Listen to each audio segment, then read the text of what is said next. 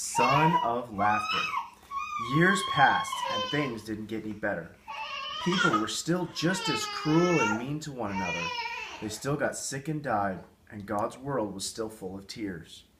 It was never meant to be like this, but God was getting ready to do something about it. He was going to make all the wrong things right, and he was going to do it through a family. Abraham, God said, "How many stars are there?" God was about to tell his friend a wonderful secret. "Let me see," Abraham said, rolling up his sleeves. "But have you ever tried counting stars?" If you have, then you know how hard it is. 993, 994, 997. Oh no, wait. 1, 2. Of course, he kept losing count. "Too many," he said to God. "Guess what?" God laughed. "I will give you so many children and grandchildren and great-grandchildren, you won't be able to count them either." Abraham couldn't help giggling at such a wonderful idea, but he stopped himself. How could he have a family? Don't be silly, he thought. He didn't even have any children, let alone grandchildren. He wiped away a tear. Anyway, it was far too late for him to start having babies at his age. He was 997 years old. What could God mean?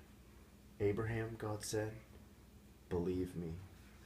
And then God told Abraham his secret rescue plan. Ooh. Abraham? Guess what? What? A Yep. and A are a password. Yeah. That's what the first password at school. Oh, really? Well, that's what Abraham starts with. An A. That's right.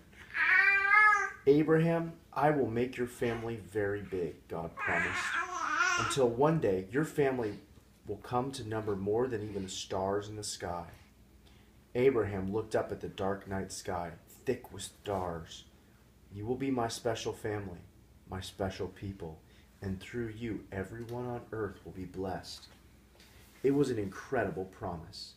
God was going to rescue the world through Abraham's family. One of his great-great-great-grandchildren would come to be the child, the promised one, the rescuer. "But it's too wonderful," Abraham said. "How can it be true?" "Is anything too good to be true?" God asked. "Is anything too wonderful for me?" So Abraham trusted what God said more than what his eyes could see. And he believed. Now, when Abraham's wife Sarah heard God's promise, she just laughed to herself. But it wasn't a happy laugh. It had tears in it. She'd always wanted a baby. Could her dream finally come true? Could she really have a baby when she was 90 years old?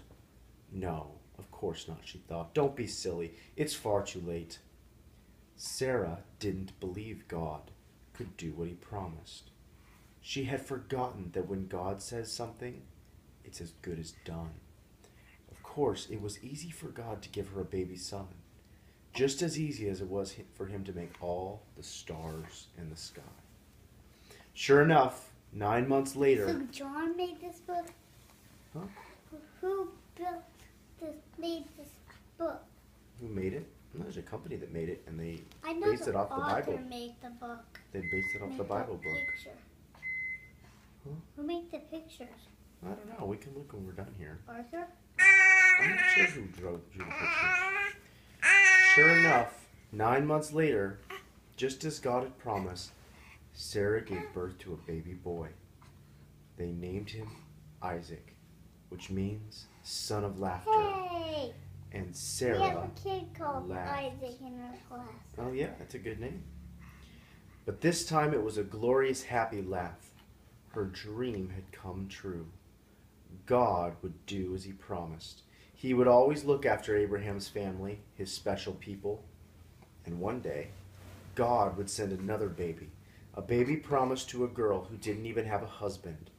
But this baby would bring laughter to the whole world. This baby would be everyone's dream come true. The end.